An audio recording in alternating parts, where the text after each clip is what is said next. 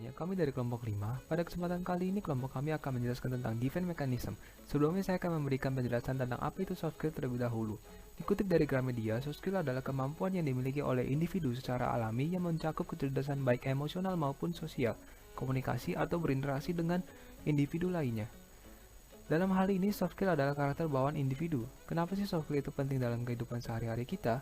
Soft skill perlu kita pelajari karena untuk membutuhkan suatu keahlian yang membuat kita mempermudah dan mempercepat dalam menyelesaikan sesuatu. Dengan mempelajari soft skill, kita dapat meningkatkan produktivitas kita dan bekerja dan memiliki emosi yang lebih stabil. Berikut saya akan menjelaskan tentang defense mechanism secara umum. Defense mechanism atau yang disebut juga dengan mekanisme pertahanan diri ini mempunyai dua ciri umum. Yang pertama, menyangkal, menolak, dan mendistorsi kenyataan. Yang kedua, bekerja secara tidak sadar sehingga menjalankan mekanisme tidak menyadari apa yang telah terjadi. Mekanisme pertahanan diri ini bekerja untuk menghilangkan emosi dan pengalaman yang tidak menyenangkan. Pikiran Anda secara otomatis mengaktifkan mode pertahanan diri ini di luar kendali Anda.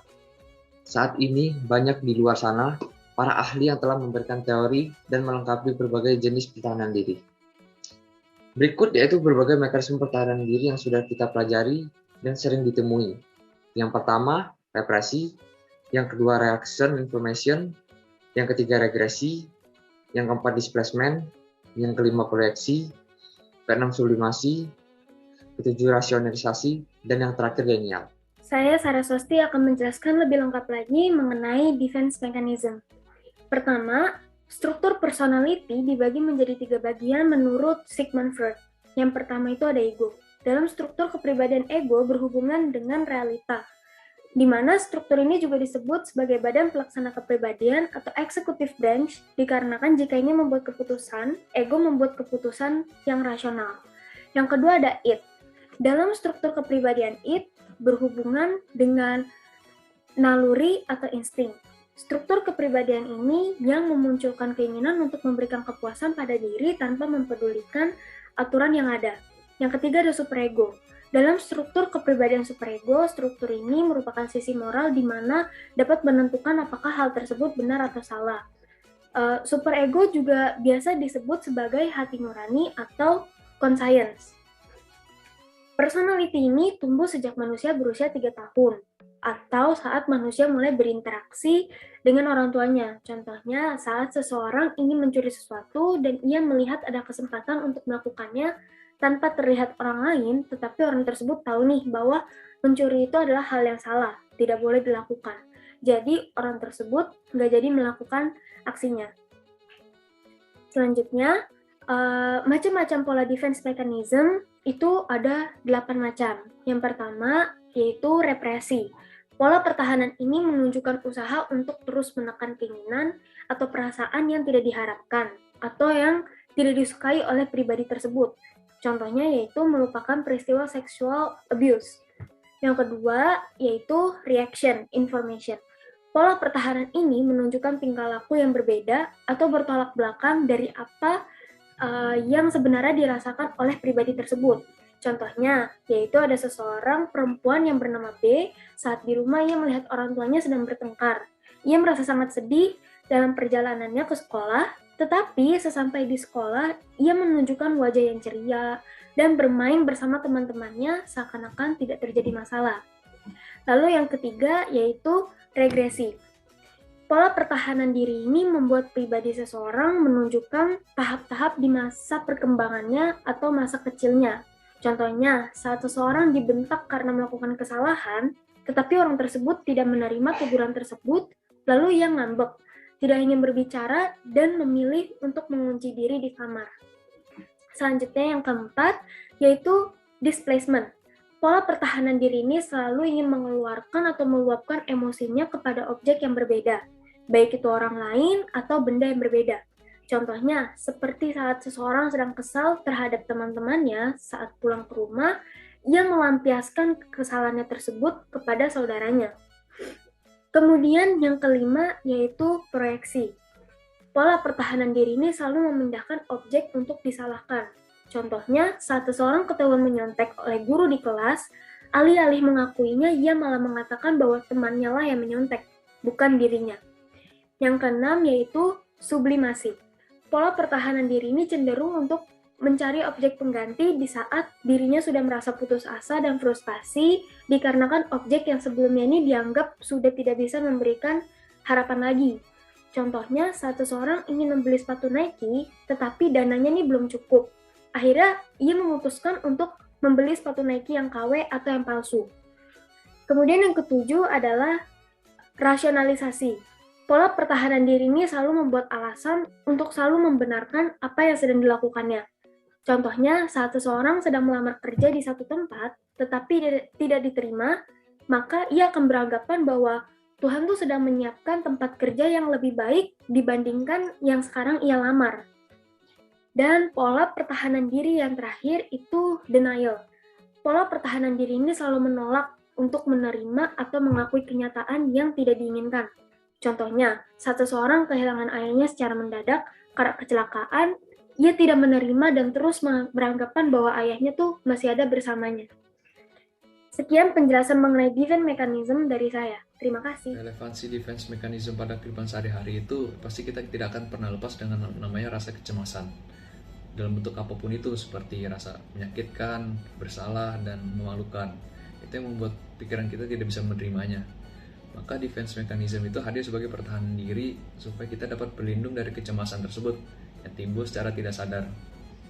Apabila defense mechanism itu tidak diaplikasikan dalam kehidupan sehari-hari, maka akan timbul stres, depresi yang membuat kita itu semakin bergumul dengan rasa cemas itu. Dampaknya tentu akan mengakibatkan kita lebih tertutup dari orang lain, lebih menyendiri, dan menjadikan pribadi kita yang tidak sehat. Tetapi tidak selamanya defense mechanism itu bisa membawa kita ke hal yang positif. Defense mechanism itu bisa menghambat pertumbuhan kita apabila kita menggunakan pola pertahanan yang selalu sama. Kalau kita menggunakan pola pertahanan yang selalu sama, kita akan membentuk sistem yang kuat dan sulit dihancurkan sehingga kita terjebak dalam pola tersebut. Sistemnya itu kayak apa sih? Kayak sistem yang menghambat pertumbuhan adalah sistem yang kita gunakan defense mechanism untuk menguntungkan diri sendiri dengan cara yang salah atau merugikan orang lain atau merugikan diri sendiri juga.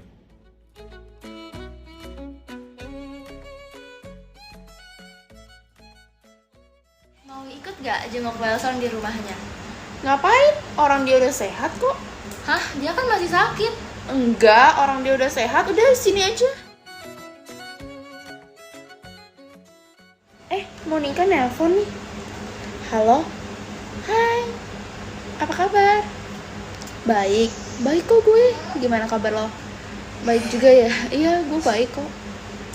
Bye. Defense mekanisme yang satu ini memiliki kecenderungan untuk kembali ke tahap sebelumnya yang dianggap lebih nyaman. Contohnya, seperti seorang pelajar yang merasa dirinya tidak mengerti materi yang dijelaskan oleh guru selama pembelajaran daring, sehingga ia menjadi stres dan memilih untuk bersikap kembali ke kanak-kanakan seperti bermain game atau bermain boneka, menonton kartun, dan bermain ke taman kanak-kanak. Defense mekanisme yang keempat adalah displacement. Displacement merupakan penyaluran emosi atau tingkah laku pada benda atau orang lain yang bukan sumber dari emosi tersebut. Dan contohnya sebagai berikut, yaitu membanting tas. Proyeksi adalah defense mechanism yang dilakukan oleh seseorang di mana seseorang akan mengarahkan penyebab kecemasannya kepada orang lain. Contohnya sebagai berikut. Bau banget. Lu kentut ya? Enggak, gue gak kentut. Lu kali yang kentut. Kentut sembarangan. Gak mau ngaku lagi.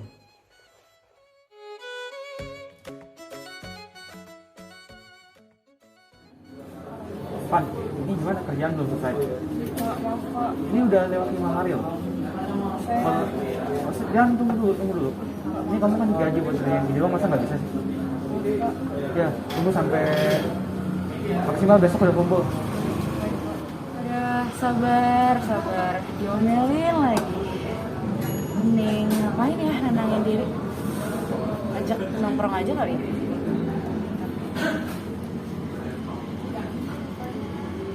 Halo? Vin, nongkrong ya keluar. Gue lagi suntuk banget nih. Oke, ketemu di situ ya. Yo.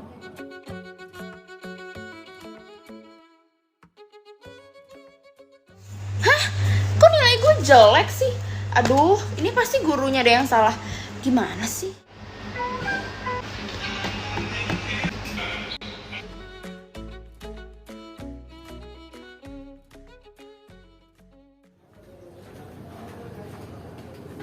Oh iya, bisa kita jangan lupa mampir ke toko kue bentar ya.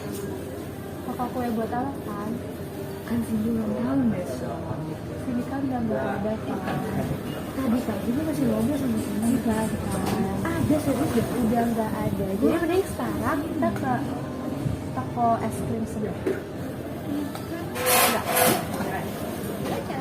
Serius loh, dia masih ngobrol kok. Setelah kita mempelajari different mechanism, dapat disimpulkan bahwa different mechanism merupakan suatu proses di mana individu berusaha untuk menangani dan menguasai situasi stres yang menekan akibat dari masalah yang ada atau yang sedang dihadapi dengan cara melakukan perubahan kognitif maupun perilaku guna memperoleh rasa aman dalam dirinya. Hal positif yang didapat dari materi different mechanism ini bisa melindungi diri kita dari kecemasan, dan sisi negatifnya bisa dijadikan lifestyle untuk mengeles dari masalah yang ada. Sekian dari hasil presentasi video dari kelompok kami. Terima kasih.